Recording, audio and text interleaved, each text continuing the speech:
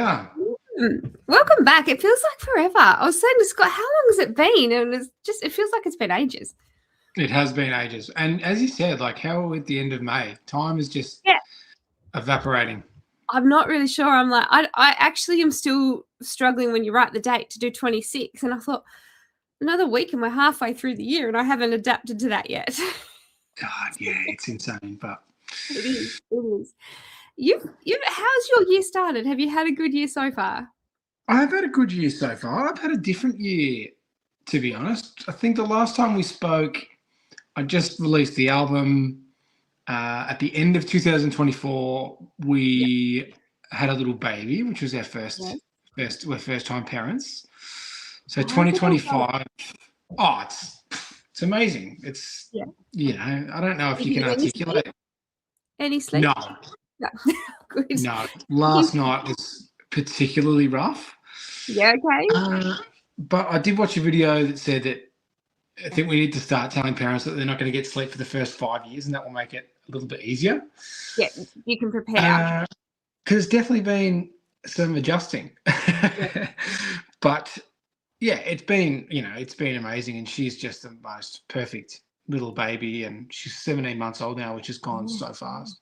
I bet that's so this year's been a interesting one, trying to balance, progressing in a career that, obviously takes up so much of your time and creativity, but also being a steady parent and, sharpening that skill set. And I definitely realize the people that do it, it's not as easy as some people make it look.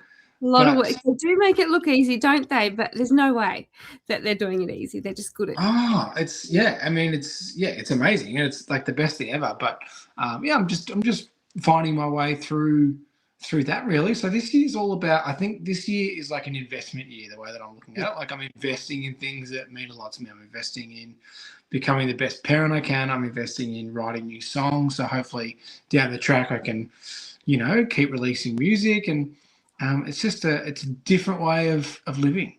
Yeah. Well, has it impacted you in your creativity? Because you've probably been exhausted, which I guess you were probably exhausted in many ways, in the fact that you're gigging till late and you're tired in a different sense, I guess, but it's still that lack of sleep. But has it impacted your creativity at all, or has it just given you more things to write?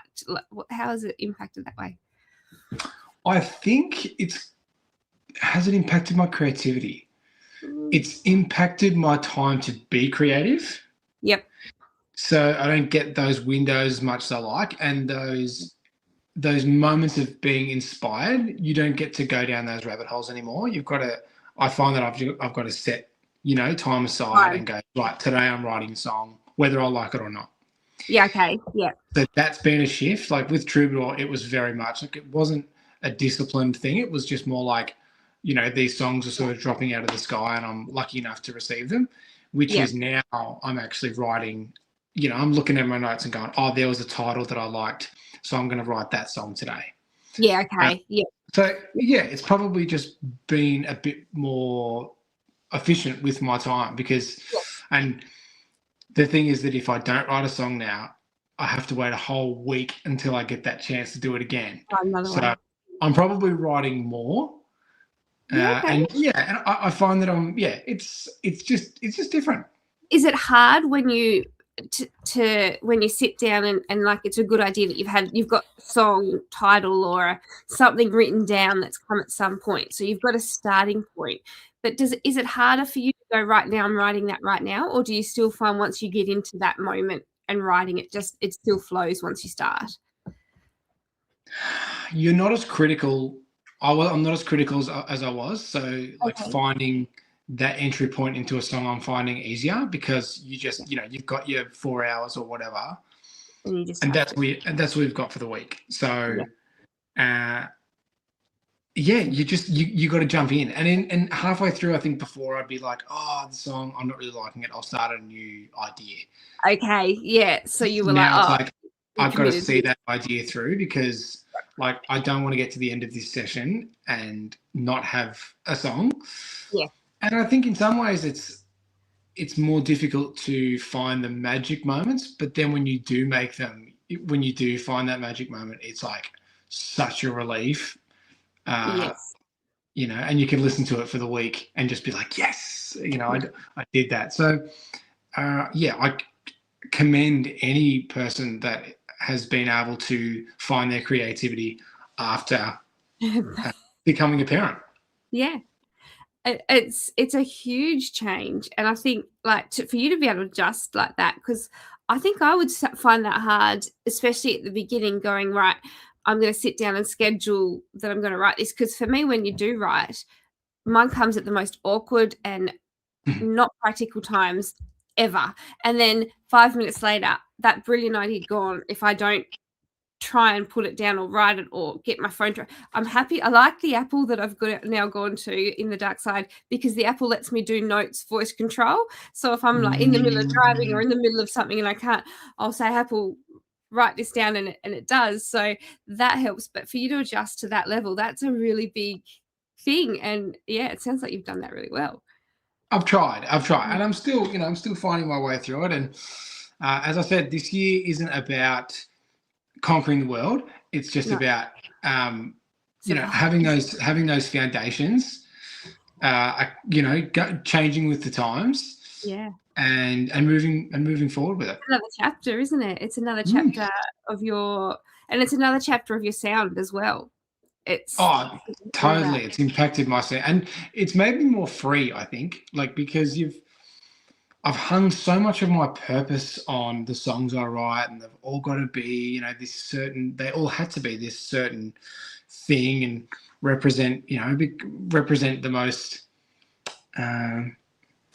truest part of my artistry. And and it's still, there is still an element to that. But when something as big as, you know, a child comes into your life, it takes a bit of the pressure off how much weight you put on your music and how much it has to be a part of you.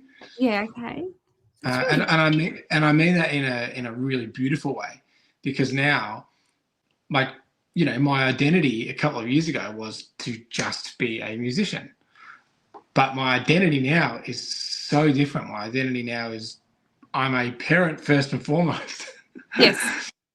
And that you know is carrying through with music. So I think in a way it has definitely made me just take the pressure off the songs I write, how critical I am of myself, because it's like, if you get the chance to make anything creative, that's the win, not necessarily the outcome.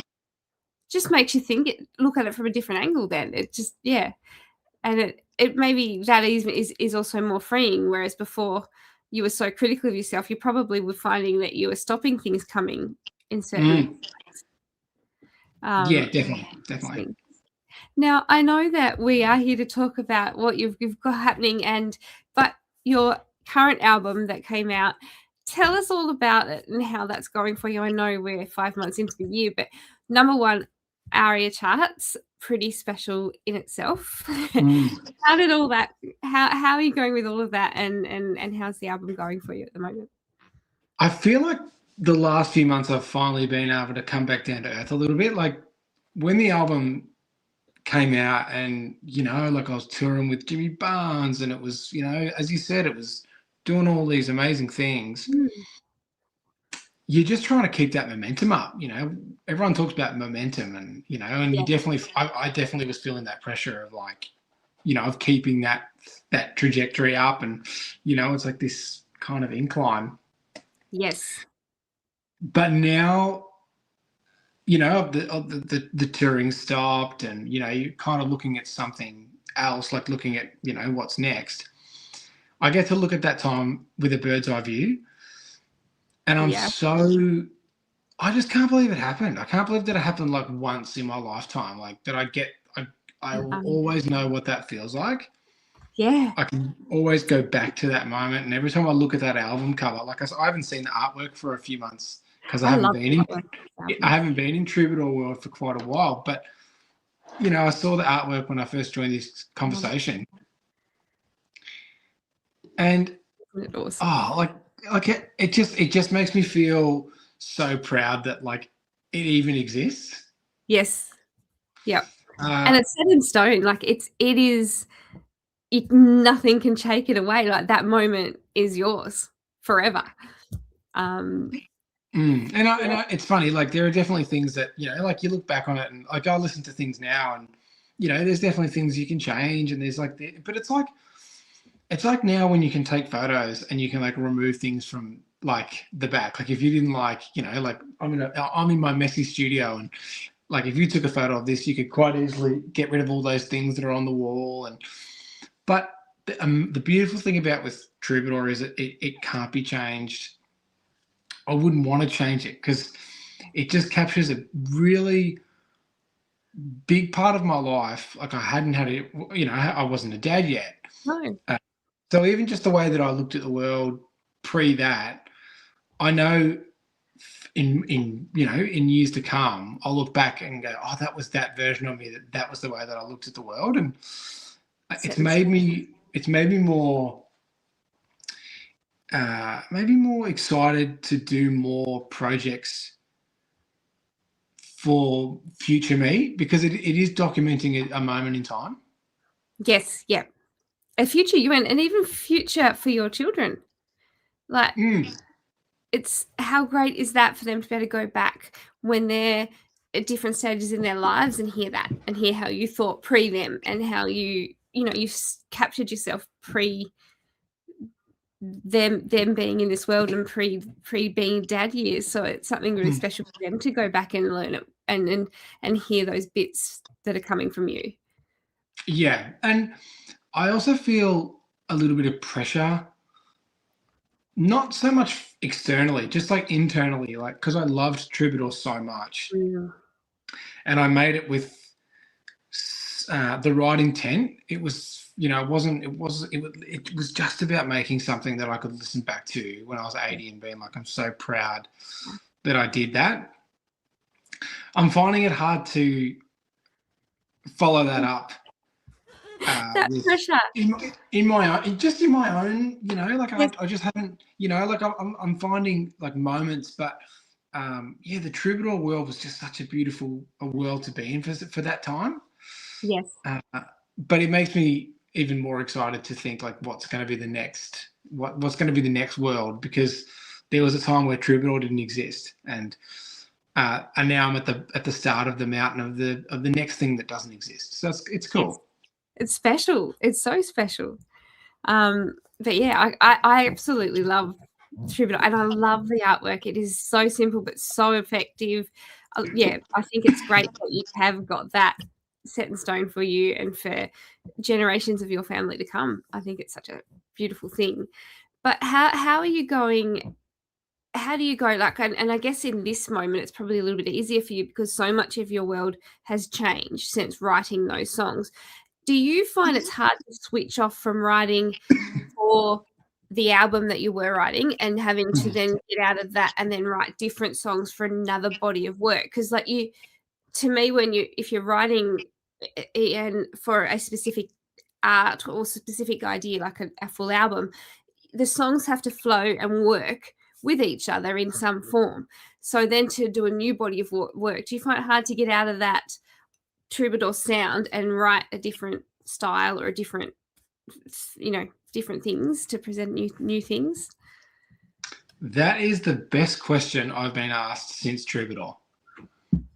Oh, thank you. I love hearing how you guys do all of this.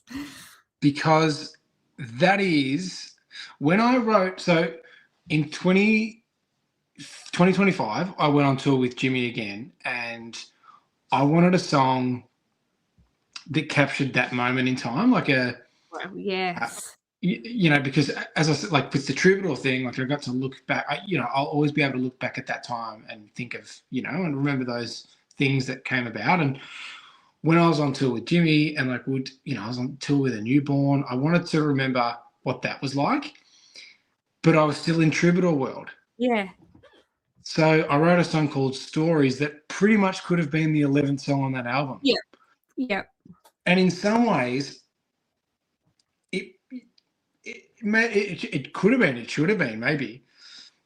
But it made me realize that I'm still writing songs from that perspective. Yes. And I don't know if I thought when I'd written stories, I thought I'd finally exhausted that part of me, and I was ready to move on, because there was like a little bit of grief detaching myself from Troubadour, because like I was just so proud of it, and I felt so much purpose. Yes.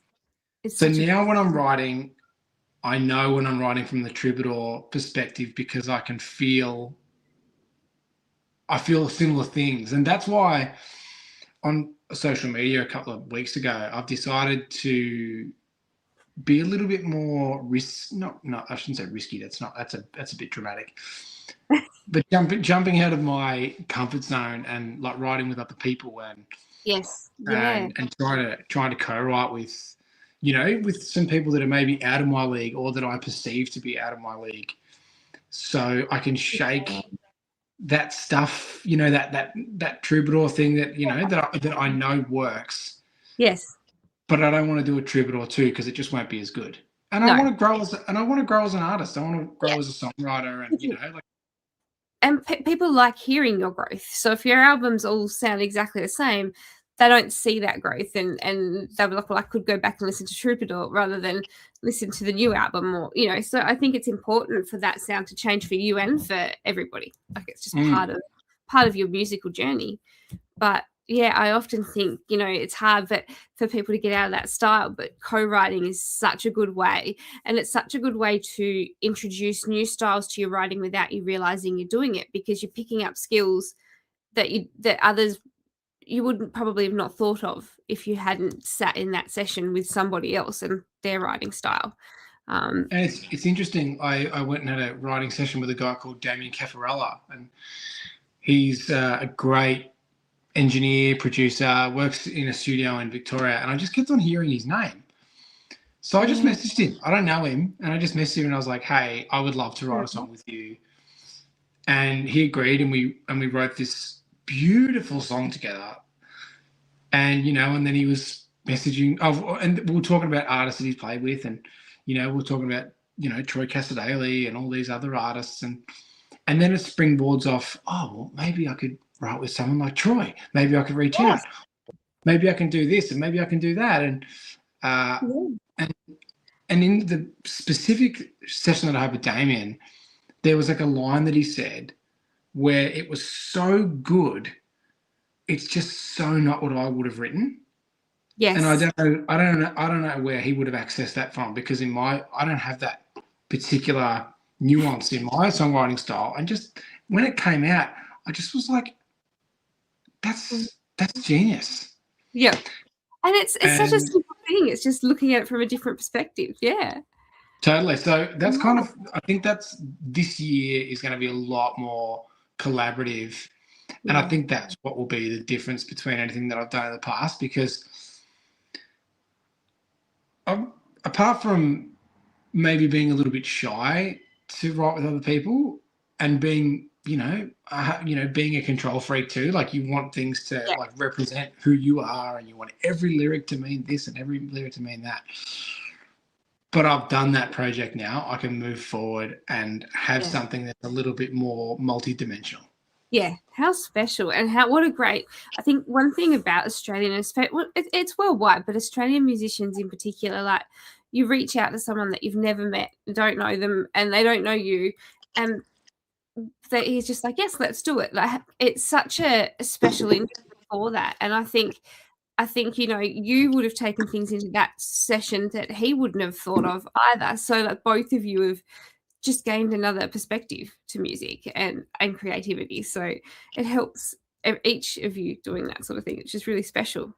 And that's the great thing about like the country scene. Like, Scott, who's doing all our we love Scott. Like, I saw him at Roma Country Festival, a couple of months ago, and like backstage, everyone was just like, we were all sitting around, like we were all like, oh, we should write this, we should do this, we should do that.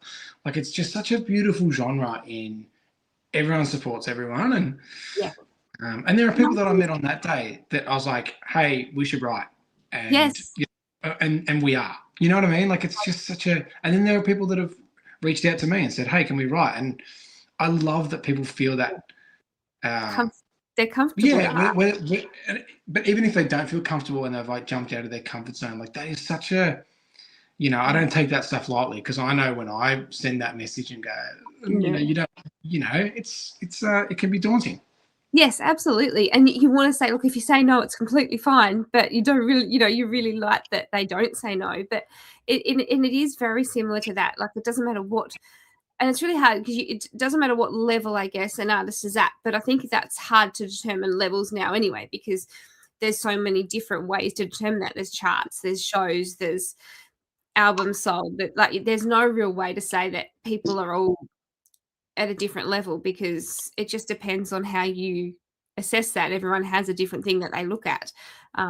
But doesn't matter how big artists become, they're still always in Australia. Well, country music, it's still happy to write with somebody that's maybe never recorded a song before. Like, everyone's just happy to support each other, and there's no jealousy, and it's genuine happy to do things like that. And that's why I love it. But we were talking before we went live about Denny. You're heading to the Denny Ute Muster. First time. Are we able to tell the story about your dad? I think that is so, it's sad, but it's also a little bit funny that something like that would happen.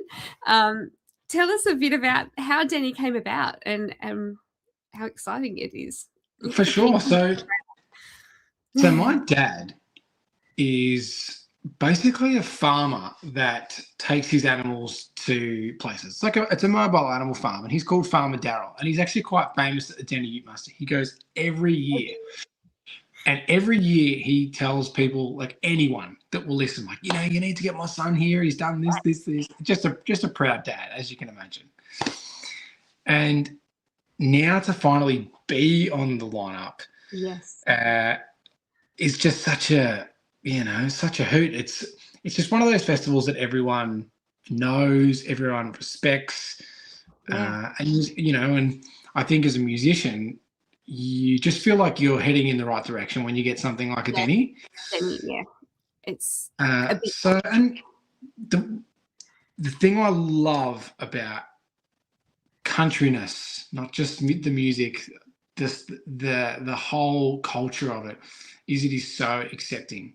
To have someone like Lee Kernaghan, and right next to Lee's name is Tones and I. Yes. I just think that is so awesome that they are so inclusive, and everyone there is going to have such an amazing time. And it's interesting because, you know, we all get asked, you know, is Australian music doing okay? And, you know, it's always that sort of question that no one really knows how to answer. All you have to do is look at that lineup and realise that we're doing really, really well. You know, Casey Barnes, Taylor Moss, Zach and George, you know, like, you know, there's so many great artists that are on that bill, and I'm very, very chuffed to be one of them. I bet you're not going to be stopping and going home as soon as your set finishes with the lineup like Denny Ute Muster has this year. You're going to be wanting to stay for every second of it, I bet. It's just such a huge lineup and such a lot of fun. It's going to be huge.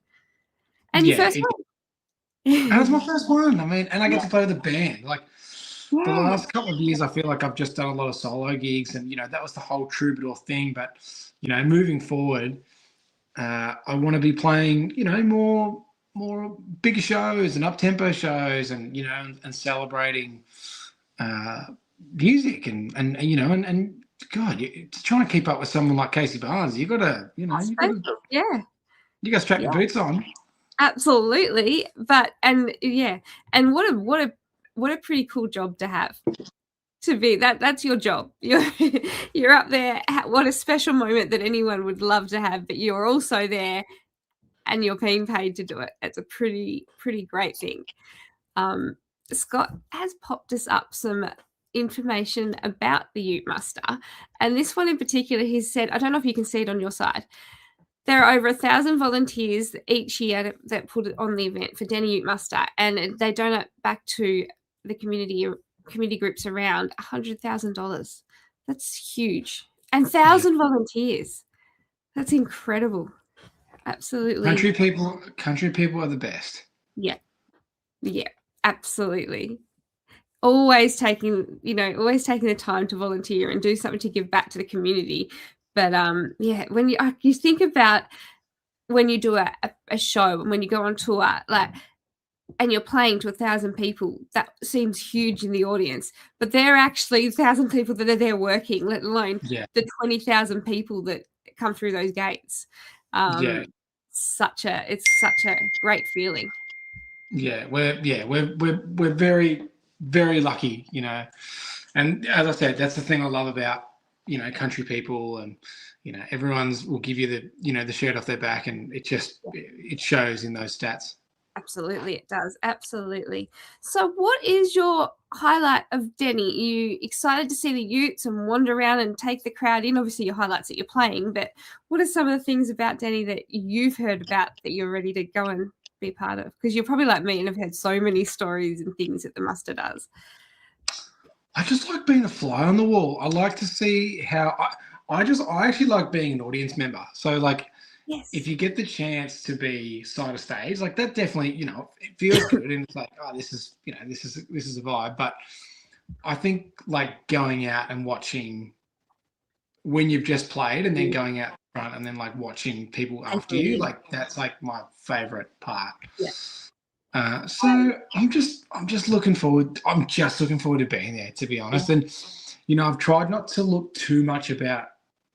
I'm trying not to think too much about what I want to do. I'm just going there and just seeing what it. Yeah, roll with the time and see how it goes. And you know what? Your dad definitely needs to have your album on all of his stalls when he takes his animals to these places, because he's selling you anyway. You may as well have a stall there next where he can sell the album and all at the same time. You know, our friend Jules, you know, who I've worked with and works with the Denny Ute Muster, and when she walked into the animal farm and met my dad, she called me straight away. She goes, "Oh my God." And I was like, "You have seen my childhood in a nutshell." She's like, "This all makes sense." That's so good. Oh, wow. Before she went into that tent, did she know that was your dad, or was that a complete surprise to her? No, because Dad was just saying, "Oh, you know, my son's great, and, you know, you should work with him," and blah, blah, blah. And she's like, "Who's your son?" And he said, "Oh, you know," and it was me. And Jules was like, "I've been working with your son for ages." She's so good. That's so funny. What a random thing to happen. I know. Yeah, she was just, she was like, "Oh my God, your dad is like a cartoon character." I was like, "Yes, he is." Cartoon character. I love that. Oh my goodness.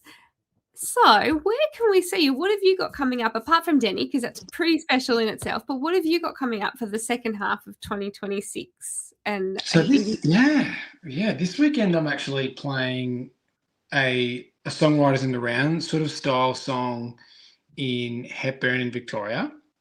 Oh. And we've called ourselves the Bluebirds, so a little bit of a play on, you know, the Bluebird Cafe. And special. And that gig is with Greta Zilla, who's, you know, obviously a legend, and Chris Mitzi. If you haven't heard of Chris, he's a local guy from down here, and he's like a James Taylor reincarnated. He's magnificent. And we've got Riley Catherall. I know that he was at Amherst last year, and Riley's definitely one of my favourites. Yeah, he's incredible. Oh my goodness. So that's the show on Friday, which I'm really excited. And then I'm catching the first plane out on Saturday, flying to Cairns, driving to Port Douglas, and playing a show there. So that is so fantastic. It's crazy. And there's a great lineup. Sarah Berkey's on that one. I think John Stevens, Vanessa Amorosi. It's going to be great. Pretty, you know, it'll be another one that you're going to want to watch from the front after you've done your set. Yes. And I've never seen Sarah before, and I'm a big fan of her. So, and I know that she's just had a baby, so I'm sure we can, you know. You might be able to write. It might be something there come up. Hi, Chris. Thank you for jumping in. Hi, Chris. That'd be lovely to have a different write from a dad's perspective as well. That'd be interesting. What you guys come up with. Yeah, it's gonna be. And I saw there that you're coming down my way. You're heading down to Reg Fest. That is November 27th, I think, that one, from memory. You're heading to Tassie and another lineup. So your year's already pretty packed. What's left of it? You know, and the Reg Fest has been such a awesome thing to be a part of. The community of artists that are on those bills is just so great. I'm finding that, like, you know, the people that are going to those shows are just soul of the earth people. I love Tassie. You know, I don't get to get there enough. So I don't know, the Wolf Brothers are on that one. So, I mean, you know, they'd sell it out themselves. But so we're all just lucky that we're there. Well, I reckon that we definitely have to do something while you're down here and show you around, and might you bring the baby over. We'll do some fun stuff while you're here and show you around. Oh, for sure. I can hand her out to the audience for some cheap babysitting, free babysitting, and babies sell merch. Trust me, you can get a selling out your stall so that when you go home you've got more room in your luggage to buy some stuff while you're here. Love it. I cannot believe we've been talking for 33 minutes already. I'm sorry I've taken up all of your night. It's just so exciting to hear from you. But before we do go, I always ask this question: what is your preferred social media? Because you cannot update them all the same. But what is your most up-to-date form for people to jump on and see where you're going and get your merch, all those sorts of things?